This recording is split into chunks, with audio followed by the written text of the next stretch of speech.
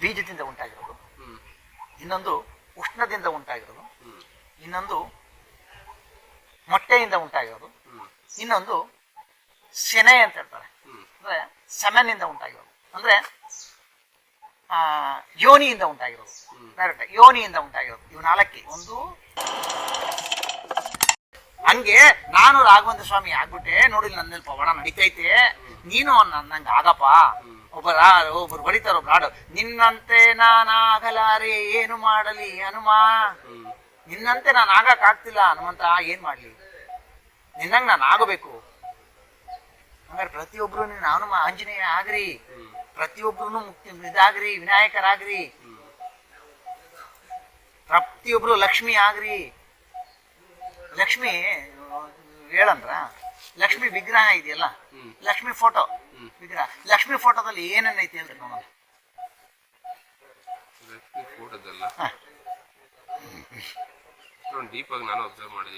ಒಂದು ತಾವರೆ ಹೂಮಲ್ಲಿ ಕುತ್ಕೊಂಡಿದ್ದಾಳೆ, ಹೌದು ತಾನೆ? ತಾವರೆ ಹೂಮಿ ಕುತ್ಕೊಂಡಿದ್ದಾರೆ ಲಕ್ಷ್ಮಿ ಅವರು. ತಾವರೆ ಹೂ ಎಲ್ಲಿದೆ? ಕೆಸರಲ್ಲಿದೆ. ಕೆಸರಲ್ಲಿ, ಆ ಕೆಸರಲ್ಲಿ ಏನೇನಿದೆ, ಮೀನು ಏನೇನು ಇರ್ತವೆ ಅದೆಲ್ಲ ತೋರಿಸಿಲ್ಲ. ಆದ್ರೆ ಹಂಸ ಪಕ್ಷಿ, ಬಿಳಿ ಆನೆ ಇದೆ, ಹೌದಲ್ವಾ? ಹಂಸ ಪಕ್ಷಿ, ಬಿಳಿ ಆನೆ ಇದೆ. ತಾವರೆ ಹೂವಲ್ಲಿ ಕುತ್ಕೊಂಡಿದ್ದಾರೆ. ಕುತ್ಕೊಂಡಿದ್ದ ಲಕ್ಷ್ಮಿ, ಒಬ್ಬ ಮನುಷ್ಯ ಕೂರಕ್ಕಾಗತ್ತ ಲಕ್ಷ್ಮಿ ಮೇಲೆ, ಅದೇ ತಾವರೆ ಹೂ ಮೇಲೆ? ಆದ್ರೆ ಒಬ್ರು ಲಕ್ಷ್ಮಿ ಕುತ್ಕೊಂಡಿದ್ದಾರೆ ಅಂತಂದ್ರೆ ಅದು ನಂಬೋಂಗೈತ? ಅದು ಇದನ್ನ ಬಿದ್ದೋಗ್ಬೇಕು, ಇಲ್ಲ ದಳಗಳನ್ನ ಬಿದ್ದೋಗ್ಬೇಕು. ಆದ್ರೆ ಒಂದು ಲಕ್ಷ್ಮಿ ಒಂದೇ ಒಂದು ಇದ್ರ ಮೇಲೆ ನಿಂತಿರುವಂತ ತಾವರೆ ಹೂ ಮೇಲೆ ಕುತ್ಕೊಂಡಿದ್ದಾರೆ ಅಂತಂದ್ರೆ ನಂಬೋ ಅಂತದ. ಒಂದು ಕಿವಿನಲ್ಲಿ ಹೂ ಉಟ್ಕೊಂಡಿದೀವ, ಯೋಚನೆ ಮಾಡಿ. ಹಂಗಾರೆ ಅದ್ರಲ್ಲಿ ಏನಿದೆ ಅದರಲ್ಲಿ? ಅದಾಯ್ತಾ? ಲಕ್ಷ್ಮಿ ಕುತ್ಕೊಂಡಿದ್ದಾರೆ. ಕುತ್ಕೊಂಡು ಏನ್ ಮಾಡ್ತಿದಾರ ಅವರು? ಕೈಲಿ ಆಶೀರ್ವಾದ ಮಾಡ್ತಿದಾರ. ಆಶೀರ್ವಾದ ಮಾಡ್ತಿರೋದ್ರಲ್ಲಿ ಏನ್ ಬರ್ತೈತೆ ಅಲ್ಲಿ? ಈಗ ನೀವು ಹಾಕೊಂಡಿರೋ ದುಡ್ಡು, ಈಗಿನ ಕಾಲದಲ್ಲಿ ಹಳೇ ದುಡ್ಡು, ಇದನ್ನ ತೆಗಿರಿ, ಹಳೇ ಫೋಟೋ ತೆಗಿಬೇಕು ಯಾವಾಗ್ಲೂ, ಹಿಂದಿನ ಪರ ತೆಗಿಬೇಕು. ಅಲ್ಲಿ ಏನ್ ಬರ್ತೈತೆ ಗೊತ್ತಾ? ಬಂಗಾರ ಬೀಳ್ತೈತೆ ಈ ಸಮಯ.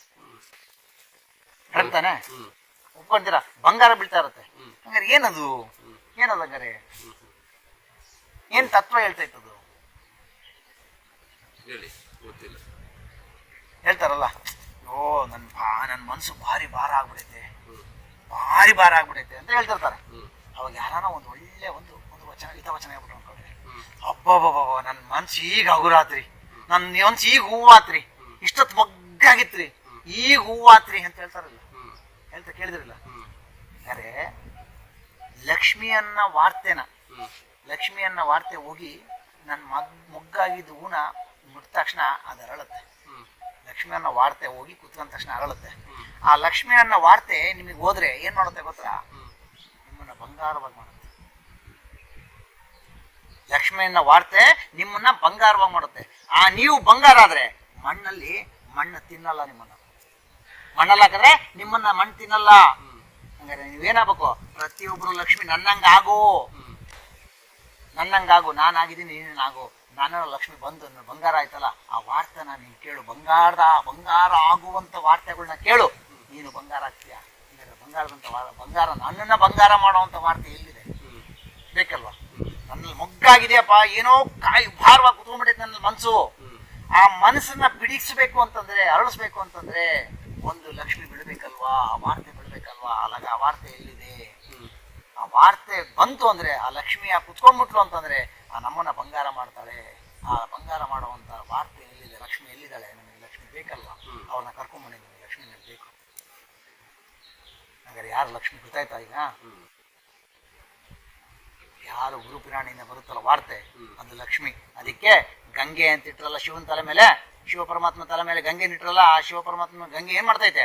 ಹೂವು ಅಂತ ಉಗುಳ್ತೈತಲ್ಲ, ಏನದು ಉಗುಳ್ತಾ ಇರೋದು? ಅಲ್ಲಿ ಸ್ನಾನ ಮಾಡಿದ್ರೆ, ಗಂಗೆ ಸ್ನಾನ ಮಾಡಿದ್ರೆ ಶುದ್ಧಿ ಆಗುತ್ತೆ ಅಂತ ಹೇಳ್ತಾರಲ್ಲ. ಹಂಗಾರೆ ಈ ದೇಹಕ್ಕೆ ಸ್ನಾನ ಮಾಡಕ್ ಹೇಳಿದ್ದು ಶಿವ ಪರಮಾತ್ಮಲ್ಲಿರುವಂತ ಗಂಗೆಯ ಜ್ಞಾನವನ್ನ ಬಾಯಿ ಮುಖಾಂತರನೇ ಕೊಡಕ್ ಸಾಧ್ಯ. ಅವ್ರು ಕೊಟ್ರೆ ಆತ್ಮಶುದ್ಧಿ ಆಗುತ್ತೆ.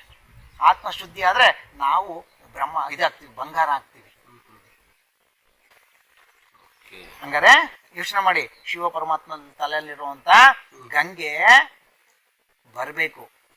ಬರುವಂತ ಗಂಗೆನ ತಗೊಂಡ್ಬರುವಂತ ಶಿವ ಪರಮಾತ್ಮ ಹುಡುಕಿ. ಎಲ್ಲಾ ಬಾಯಿಂದ ಬರೋದು ಶಿವ ಪರಮಾತ್ಮ ನೋಡಿ. ಅದಕ್ಕೆ ಶಿವ ಪರಮಾತ್ಮನಲ್ಲಿ ಇಟ್ಟಿರುವಂತ ಗಂಗೆನ ಹಂಗಾರೆ ಶಿವ ಪರಮಾತ್ಮನಲ್ಲಿ ಇಟ್ಟಿರುವಂತ ಗಂಗೆಯಿಂದ ಬರುವಂತ ವಾರ್ತೆ ಮಾತ್ರನೇ ಜ್ಞಾನ. ಹಂಗಾರೆ ಶಿವ ಪರಮಾತ್ಮ ತಲೆಯಲ್ಲಿ ಯಾರಿದ್ದಾರೆ? ಗಂಗೆ ಇರುವಂತ ಶಿವ ಪರಮಾತ್ಮ ಎಲ್ಲಿಯಾದ್ರು ಹುಡ್ಕೊಂಬನಿ. ಆ ಒಂದು ವಾರ್ತೆಯಿಂದ ಬಂಗಾರ ಆಗ್ತೈತೆ ಅಂದ್ರೆ ಹಂಗಾರೆ ಯಾರಾಗಿರ್ಬೇಕು ಅವರು?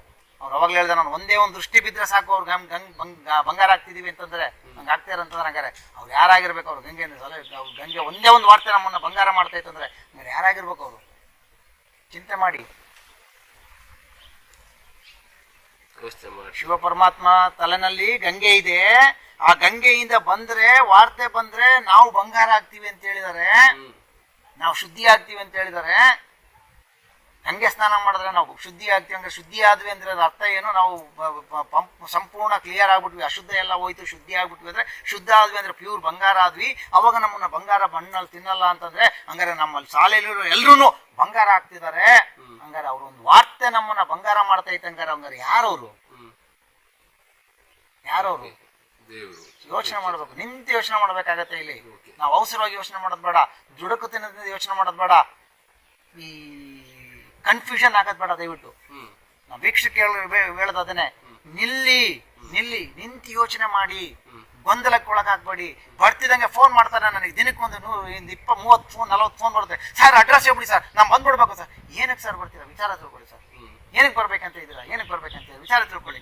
ಇಲ್ಲ ಬಂದ್ಬಿಟ್ಟು ನಾನು ಅಲ್ಲಿ ಆಶ್ರಮದಲ್ಲಿ ನೆಲೆಸ್ಬಿಡ್ತೀನಿ. ಏನಕ್ಕೆ ನೆಲೆಸ್ತೀರಾ? ನನಗೆ ಅಲ್ಲಿ ನೆಲೆಸ್ಬಿಡ್ತೀನಿ ಸರ್. ಕೆಲವು ಜನ ಹೇಳ್ತಾರೆ ನಮಗೆ ಊಟ ಗೀಟ ನಮ್ಗೆ ಏನು ಬೇಡ, ಇರೋ ಜಾಗ ಊಟ ಕೊಟ್ಬಿಟ್ಟು ತಿಂಡಿ ಕೊಟ್ಬಿಟ್ರೆ ಸಾಕು, ಅಲ್ಲಿದ್ದು ಬಿಡ್ತೀನಿ. ಆ ಥರದಕ್ಕೆ ಅಂತ ಸುಮಾರು ಜನ ಇದಾವೆ. ಆ ಜಾಗ ಅಲ್ಲ ಅದು, ಊಟ ತಿಂಡಿ ಕೊಡೋಂಥ ಜಾಗ ಅಲ್ಲ ಅದು. ಅವ್ರವ್ರ ಕಾಲ ಮೇಲೆ ಅವರೇ ನಿಂತ್ಕೋಬೇಕು, ಅವ್ರವ್ರ ದುಡಿಮೆನ ಅವರೇ ಮಾಡ್ಕೋಬೇಕು.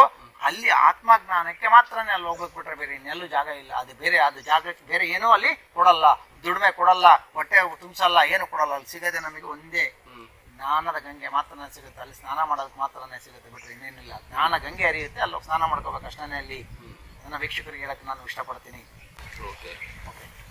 ಬ್ರಹ್ಮನಿಗೆ 4 ತಲೆ ಅಂತ ಹೇಳ್ತಾರಲ್ಲ, ಏನ್ ಸರ್ ಹಂಗಾರೆ ಬ್ರಹ್ಮಗೆ 4 ತಲೆ ಅಂದ್ರೆ?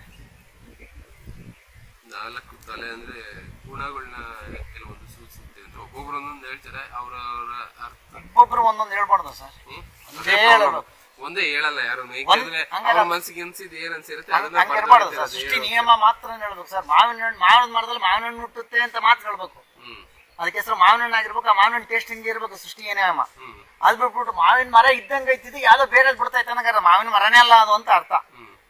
ಮಾವಿನ ಮರ ಇದ್ದಂಗೆ ಐತೆ ಆದ್ರೆ ಏನೋ ಬಿಡ್ತೈತಿದ್ದು ಅಂತಂದ್ರೆ ಅದು ಮಾವಿನ ಹಣ್ಣೆ ಅಲ್ಲ, ಮಾವಿನ ಮರನೂ ಅಲ್ಲ, ಮಾವಿನ ಹಣ್ಣೂ ಅಲ್ಲ. ಮಾವಿನ ಮರನೇ ಇದು, ಮಾವಿನ ಹಣ್ಣಿದು ಅಂತ ಕಿತ್ಕೊಡೋ ಅಂತ ಅದು ಕರೆಕ್ಟು. ಇದ್ದಂಗೆ ಐತಪ್ಪ ಅದೇನೋ ಅನಿಸ್ತೈತೆ ನನಗೆ ಗೊತ್ತಿಲ್ಲ ಅಂತಂದ್ರೆ ಅದಲ್ಲ. ಅದು ಮಾವಿನ ಮರನೇ ಆಗಿರ್ಬೇಕಂದ್ರೆ ಮಾವಿನ ಮರನೇ ಆಗಿರ್ಬೇಕು, ಮಾವಿನ ಹಣ್ಣು ಕೊಡಬೇಕು, ನಾವು ಸವಿಸ್ಬೇಕು.